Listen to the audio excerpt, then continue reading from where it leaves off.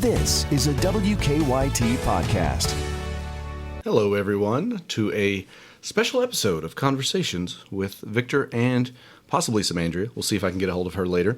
Right now, I am alone in the podcast room here at WKYT. We've all been doing our part to social distance. Most of the reporters aren't even in-house right now. They're out kind of working from the field. Our producers are spread out. If you've seen us anchoring, then you know that obviously there's some separation on the set. I think Jim Caldwell's actually working from home.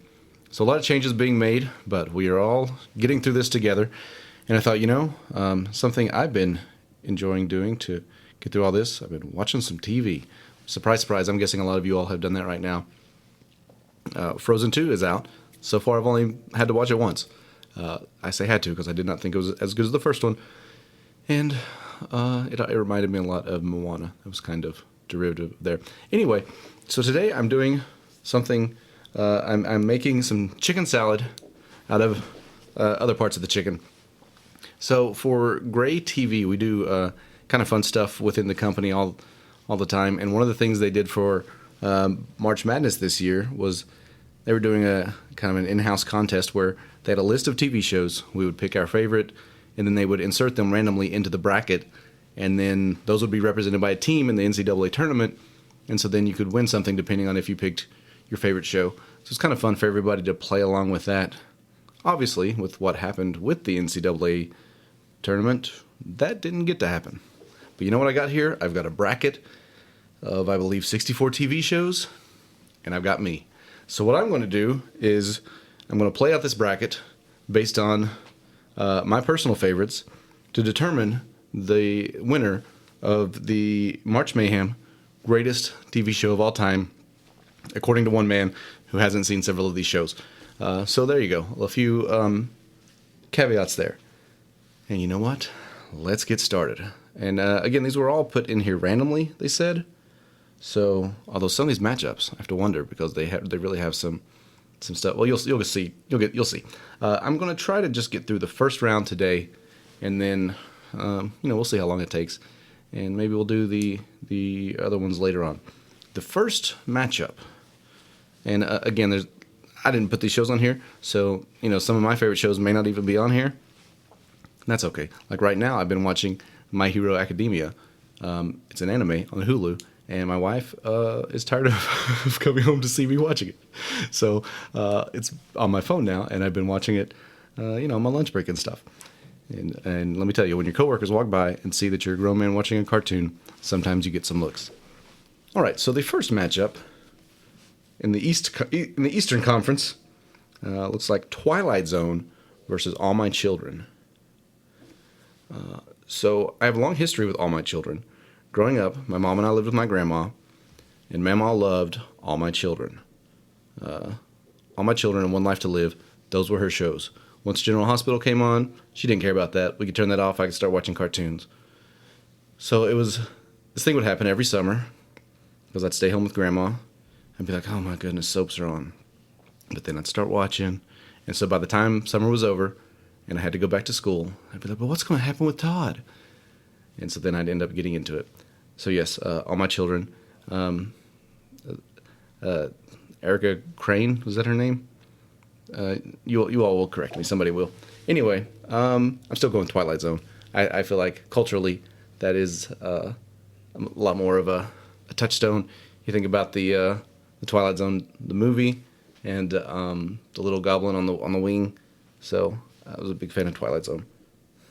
But Susan Lucci, she played Erica Crane, and she famously lost the Daytime Emmy Award a whole bunch until she finally won it.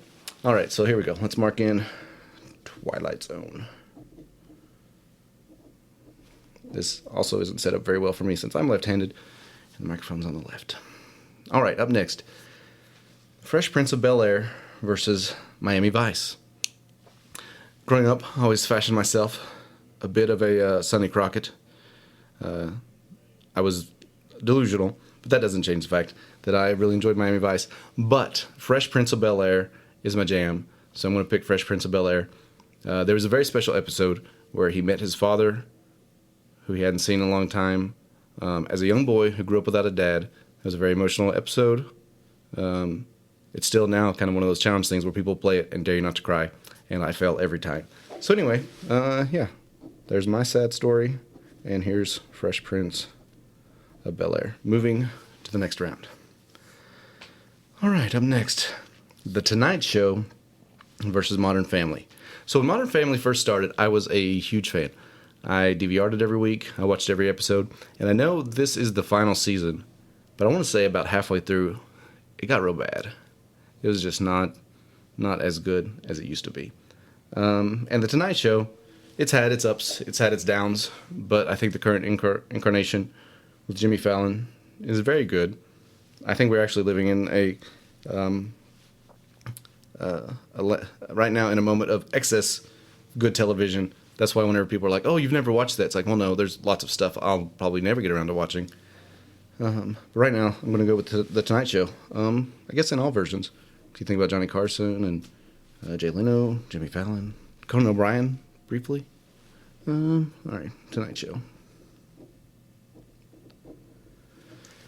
What do we have next? Seinfeld versus CSI.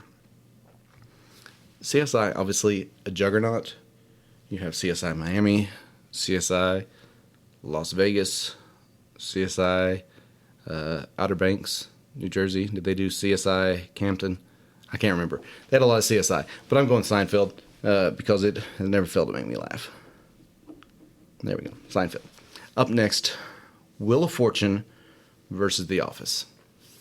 Two juggernauts. Every night when I get home still, my wife has on Wheel of Fortune. We watch it.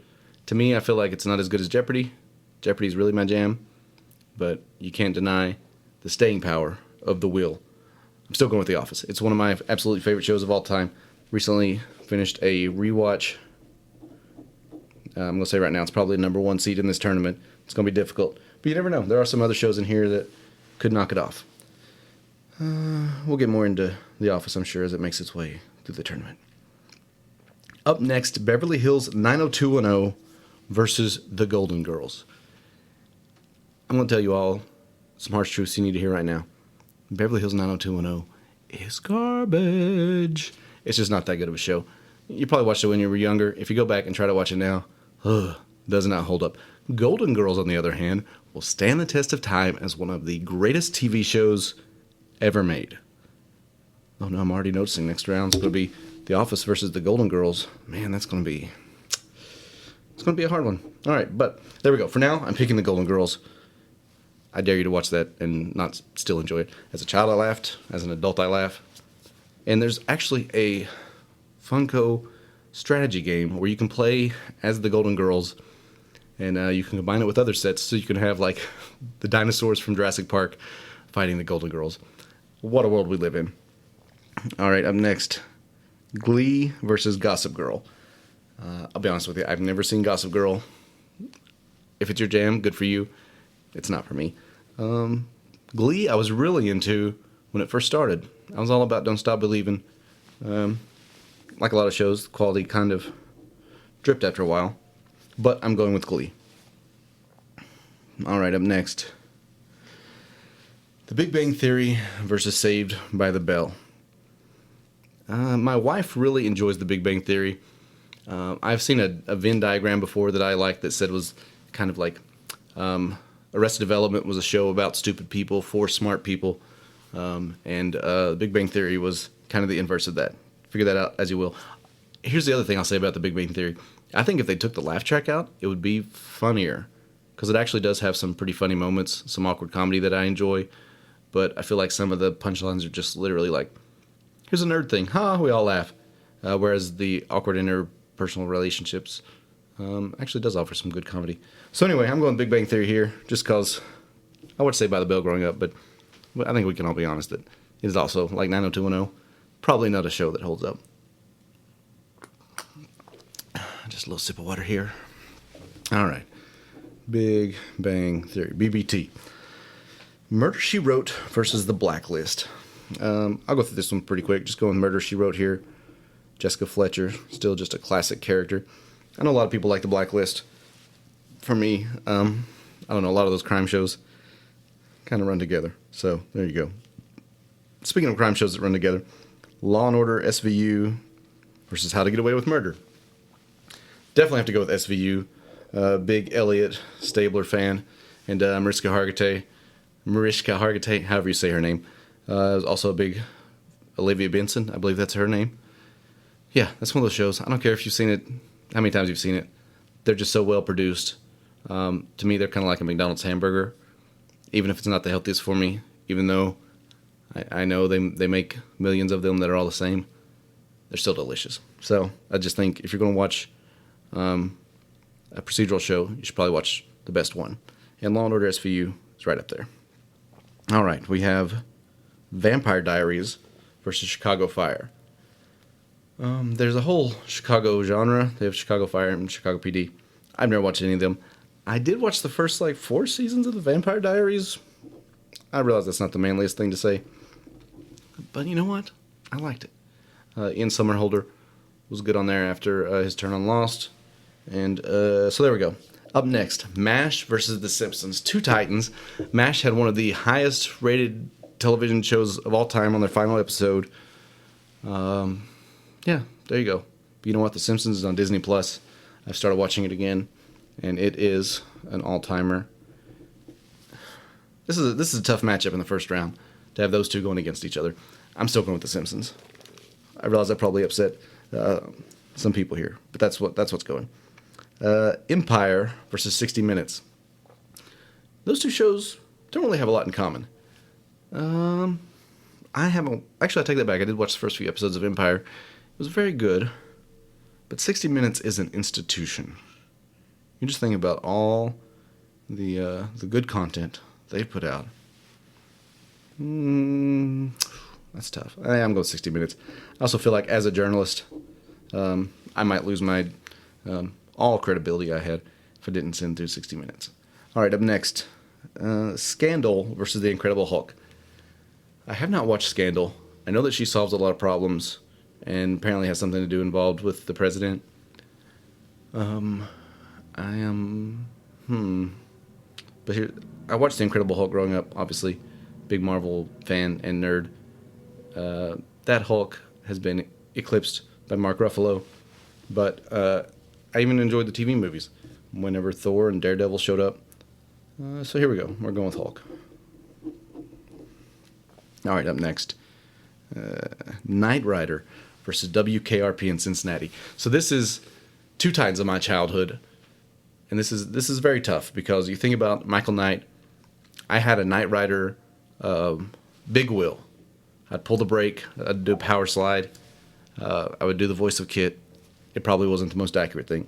I was a huge Knight Rider fan. But WKRP in Cincinnati is hilarious. And if you've never seen the Thanksgiving episode, there's people outside. They're being loud. That's all right. I don't think anybody knows I'm in here. The Thanksgiving episode where he drops live turkeys from a helicopter. It says, "I thought turkeys could fly." It's so good. So I'm going WKRP. That's a tight one, though. That could have gone either way. All right. Up next, Leave It to Beaver versus America's Got Talent. This one's just a recency bias. I realized that Leave It to Beaver was a classic TV show, but I never watched it. Whereas America's Got Talent, I watched those clips online. I've watched a few seasons, and I was a big Terry Fator fan. He's the guy who did ventriloquism, and the first time he shows up, he's got a little girl, and he sings At Last by Etta James. And, so America's Got Talent goes through in that round. All right, we're halfway through. I've still got some breath left in me. Up next, The Good Doctor versus The Good Place. This is not even close in my mind because I think The Good Place is one of the greatest TV shows I've ever seen. It just wrapped up. If you have Hulu, maybe on Netflix also, you owe it to yourself. You can just watch the entire thing. It's such an easy watch. There's some twists to it. So yeah, this is The Good Place. It's one of those shows that I would say, "Oh, you haven't seen that?" So there we go. Dancing with the Stars versus Grey's Anatomy. Grey is in a walk in this one. That's not really close. This is another one of those shows that I recently found out Grey's Anatomy is still on TV. How? Why? I guess people are still watching it. But again, the first few seasons, I was really into it. Everything going on, McSteamy and McDreamy and all that. I guess, my soap opera tendencies from living with my grandma still carried through. So there we go. A Million versus Little Things versus Gilligan's Island. We're going to go with Gilligan since I don't actually know what A Million Little Things is. There we go. This Is Us versus Wonder Woman. So I just know This Is Us as the show that makes everybody cry. I don't watch a lot of sad dramas anymore because in my job I see a lot of sad stuff. And so, it's a lot of comedies. Although, does pro wrestling count as a sad drama? I guess it's possible. Anyway, I'm going with Wonder Woman here. There we go. Wonder Woman. American Ninja Warrior versus I Love Lucy. I love American Ninja Warrior. I love watching people do incredible feats of athleticism. But I Love Lucy is winning this one. It's not close. One of the funniest shows. And she also, I believe she was a producer on Star Trek. So she helped get that made. So obviously pretty big legacy there. Now that I think of it, I don't think Star Trek is on here. We have to talk to somebody about that. All right, up next, Cops versus Cheers. 2 shows I enjoyed a lot. I was a bigger Frasier fan than Cheers, but I'm going to go with Cheers on this one. So there we go. Up next, Parks and Recreation versus 30 Rock. This is what I was talking about when I said this was done randomly. I have a hard time believing these two got paired up randomly. These are just 2 of the greatest comedies that have ever been. This is hard. You think about What a Week, Liz Lemon, but it's only Wednesday. And Kenneth the Page. I love 30 Rock, but I love Parks and Rec more. If you've never seen Parks and Rec, you owe it to yourself to watch it. The sunshine, the hope of Leslie Knope, being a public servant, thinking she can get things done. Ron Swanson, one of the greatest characters ever. Chris Pratt was supposed to just be a kind of a guest star, only being a few episodes. Ended up becoming a recurring character because he was so funny, so good. So there we go. Parks and Recreation. Aubrey Plaza. I mean, everybody in the cast is great. I just can't. So there we go. Parks and Rec. That may be my 2 seed. Who knows? The Andy Griffith Show versus the Brady Bunch. I was a Brady Bunch guy growing up. For me, Andy Griffith's Show was always the show that was in black and white. That was kind of like, oh, I know it's a classic, and I could probably whistle the theme song, but I'm going with Brady Bunch. The Brady Bunch movies, well, at least the first one, also very good. All right, up next, Friends versus Friday Night Lights. I was a huge Friends fan when it first came on. Looking back, though, I don't know if it holds up as much, or it holds up as well as people think. I don't know. It's still funny, and I know that new people find it, which is one of the things that I find interesting, that you have new generations of fans who love Friends. And I kind of think this is going to be an upset, but I'm going with Friday Night Lights here. I love Friday Night Lights. I've watched... Here's a fun fact. I've watched every episode of Friday Night Lights except the very last one. I think it came out at the time that I was moving from my old apartment to moving in with my now wife. I had DVR'd it because it came on at night, and I worked mornings. And I didn't get a chance to watch it before I moved out of the apartment. And you know what? I feel like watching that last episode, it would just be too hard for me. So there we go. All right, up next, The Price is Right versus Survivor. 2 institutions. We all remember, well, I don't know if we all remember. If you're young enough, you may not be. But, so I remember when Survivor started, what a juggernaut it was. It's still just a juggernaut. It's still very popular. If we ever have severe weather when Survivor's on, you know it because we start getting calls into the newsroom. And let me just tell you, people, if a tornado's coming and we're trying to save lives, I'm sorry you're not getting to watch Survivor, but you can watch it online. There's lots of ways to watch it. Calm down. So there we go. Survivor's amazing, but The Price is Right is my jam. Just think, when Bob Barker left, everybody thought, well, how are they going to find somebody who has that personality, that charisma? And they did. Drew Carey's amazing. He's so good. And it's surprising that the show is still just as good, I think. You know, anytime I was homesick, getting to watch The Price is Right. Then when you're in college, The Price is Right is like an old friend that follows you around. You know, when you're younger, you're in high school, anytime you're homesick during the summer, The Price is Right's always on. Then when you're in college, sometimes at lunch, you're in your dorm, The Price is Right's on. Now as an adult, whenever I'm getting ready for the noon news, we've got The Price is Right on because we're playing, our programming. So boom, there we go. Price is Right, going through. Up next, Will and Grace versus Saturday Night Live. Will and Grace is a great show. Jack always made me laugh. And I think it also did a lot positively for our culture. A lot of people felt like, suddenly they knew people in this show that they could relate to. And so I think it helped a lot of people out. But Saturday Night Live it's weird because it's got peaks and valleys, but I feel like the peaks are so good, and it's such an institution. I'm taking Saturday Night Live. Growing up, when I went to middle school in Tennessee, Big Sandy, Tennessee, and my friend Jason, his mom, had a video store. And I would sometimes I'd go spend a Friday or Saturday night with him. And on Fridays, any videos that somebody hadn't picked out at that point, we could take a video or two home with us. And they had Eddie Murphy's Greatest Hits on Saturday Night Live. And surprisingly enough, in this small town, that was one of the movies that did not get checked out often. So every Friday, we'd grab Eddie Murphy's Saturday Night Live, we'd take it, and that would be one of the things we'd watch. And so I got used to Buckwheat Sings, Willcombe Nub, Velvet Jones, just a whole lot of characters that, I may have been a little young to watch, but it certainly inspired me. All right, up next, Dynasty versus ER. I miss Dynasty. It's a little too old for me. I know Who Shot JR was a big thing, but ER with George Clooney, Juliana Margulies. I remember when she left and it turned out she was back with George Clooney. That was a big deal. So I'm going with ER on that one. All right, up next, American Idol versus Big Brother. Two huge reality shows.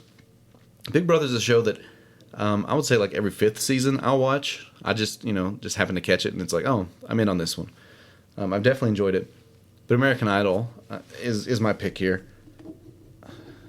If anything, because it brought us Kelly Clarkson. She's a ray of sunshine. And so I'm glad that American Idol brought her into our life. Okay, up next. 24 versus the Goldbergs. I haven't watched all of 24, which is... It's going to upset my friend Sean. But what I have seen is very good. Goldberg's also very funny, and it's right in my wheelhouse. I mean, he basically writes about stuff that I love. But I'm going 24 here. It is definitely an institution. All right. We're getting near the end.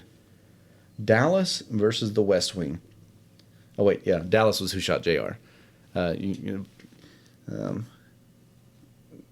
you were getting ready to compose an email to tell me how wrong I was about Dynasty. Dynasty was, what's her name? Anyway, okay. That was a mistake there. That's all right. Dallas was Who Shot JR. Dynasty was the other show, which I think one of them may have a spinoff of the other. Anyway, again, these were shows that when I was young, I didn't care about. But I did enjoy the West Wing. So there we go. Aaron Sorkin doing some good work there. And finally, The Bachelor versus Lost. I'm picking Lost here because my friends and I would have Lost parties. We would get together every week. We'd all watch the latest episode. And it did peter off there a little bit at the end.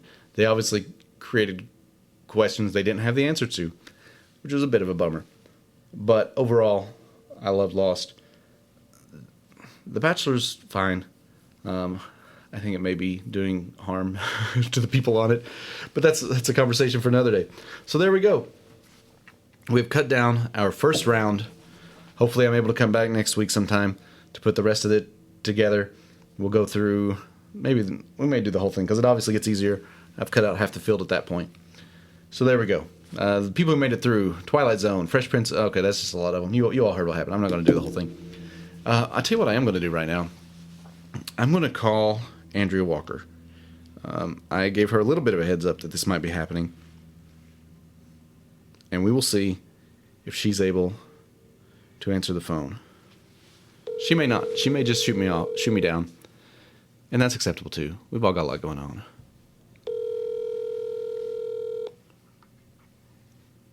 This is really embarrassing. I tell people we're friends, and then she doesn't even answer the phone when I call. Your call has been forwarded to an automated voice. That hurt. All right, well, I'm glad you all got to experience that with me. And then, when she is finally on again, I'm sure she'll have a good excuse for why she didn't answer the phone when her good friend Victor called. So, yeah. Everybody, if you're sitting at home right now, or if you're one of the people who are still out and about, hopefully just for good reasons, remember to take care of yourselves. Obviously, we're all going through something right now, but I think we're all doing what we can to try to limit exposure, limit the spread, and maybe is this her? No, she's still not coming. All right, well, there we go. You know what? If she does call me back, maybe I'll add it in next week. So there you go, everybody. Hit me up on Twitter. Let me know what you thought about those picks. And next week we'll have part 2, because really we can't have guests. I can't have guests. I can't really have anybody else in the room with me. I'm a little bit limited. But if there's something you want to talk about, we'll talk about it. I've been playing Legend of Zelda Link's Awakening on my Game Boy Advance. That's what I've been doing. And watching My Hero Academia, because I'm a 12-year-old child. All right, everybody. Have a good week. And in place of Andrea, I'll do it for her. Bye.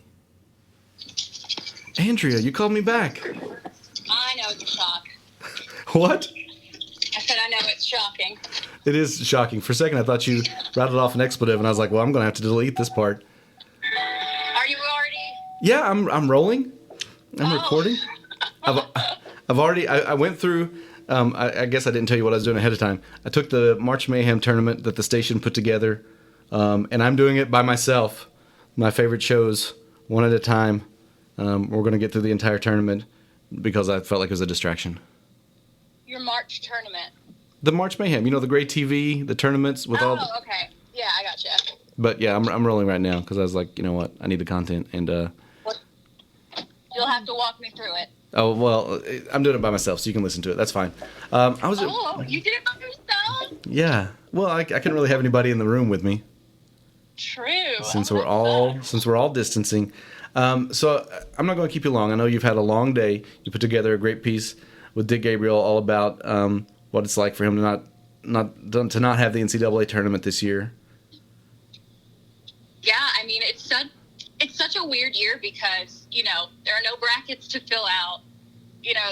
There's no bragging rights on the line. It's obviously a weird March anyway, but that part of it kind of adds to everything, and it's just because of Kentucky. Basketball is not just basketball here. It is not a sport. It is a way of life. So I knew people would be kind of sad today because we were supposed to start the tournament today. And, Dick Gabriel, he said himself, this is not me. These are his words. But he was like, I'm an old guy and this ain't happened in my lifetime. Yeah. The tournament. So it's crazy. And obviously there's a lot of serious stuff going on. People have lost their jobs, people who are having health issues. And so, we don't want to overshadow that. But for a lot of people, I mean, this is the most important thing in their life. And so it matters to them. And you think about all the high school kids. Like I did a story in Clark County, and they were so excited because their boys and girls teams both made it to the Sweet 16. And they were so excited as a county. And for that season to just end with nothing, it's pretty heartbreaking for those kids. Oh, it's horrible. Yeah, and I know my school, West Jessamine, we don't make it often, but we did make it this year, and it breaks my heart for them. I know when I was a freshman, was the only year we even got close, and we lost the game before we would have gone to Rupp to, I remember this, Henry Clay. Oh, it hurt. It hurt, man. It is sad. And then you also have to think about all these guys, in college basketball and the women as well. And it's like a lot of them, this was their last chance to kind of have the national stage to show off for the league and, maybe make it to the NBA, which we all know is something they dream of. And just playing in the tournament in general. I mean, we're missing all the Cinderella stories, and you never see those things coming, and it's always just so beautiful, and you almost enjoy watching those little teams make it far and Yeah. cheer for them as much as you cheer for Kentucky. And it's just so sad. And we were talking about the Olympics and just the theme song, and Dick said, that's been the theme song for March for me for so many years, and it's gone. Yeah, it's been a weird month or two.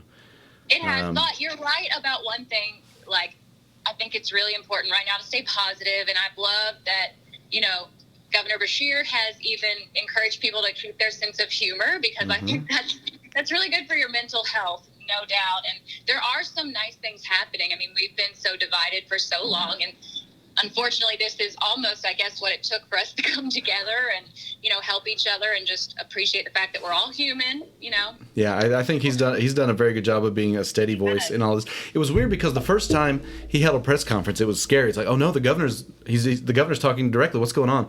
But then as he did it more and more and more, it started to become routine, and it's like, okay, well, the governor's giving us another update, and I feel like I find it comforting. Yeah. I've seen some funny tweets of comparing him to Mr. Rogers, and it's like, that's what we all need right now. We need someone to just sit down, be honest with us, and supportive, and he's done a really good job. And this I'm like the governor. I'm done with politics. This is not like a political statement or anything, but I think that it's important for us to just cross party lines. When somebody does something good, brag on them. I don't care which party you are. It should not matter. It should not matter. Yeah. All right, Andrea. Well, how are you doing? I know in the morning show, because I actually haven't been in the station that much. I've been doing all my work out away from everything. I guess, is Jim working from home? Yeah, today was his first day doing that, and it did lead to a little bit of confusion because a lot of people were, I posted a picture of him. People started thinking, oh no, Jim's got it. Yes, they all were like, oh, I hope he gets well soon. And I even wrote in the post, he's not sick. This is just us being extra cautious and preparing in case we head in this direction. But, people reading the post, come on now. I mean, I have the same thing. I put up a post about how, my daughter had been sick, and I was worried about what had happened. She had a fever, and I was worried about what it'd be like if we took her to the hospital. But then I also said she was fine by Sunday. Fever was completely gone, and all the posts were like, and people mean well, but they're just like, I hope she gets better. And it's like, no, she's better. She's fine. That was, if you just read the entire thing. Oh gosh, and don't get me wrong, I do this all the time. It's embarrassing when you go back after you've already posted something and you see what you did wrong. You're like, ooh. Yeah, or you're like, oh, I guess I see how people could have taken that way. Yeah. All right. Yeah. Well, I just wanted to say hi. You and I haven't actually talked at all either. I mean, the past week, you've been in the morning show. I've been out. We haven't really got to see each other, so it's been kind of a bummer not to get to see your friends.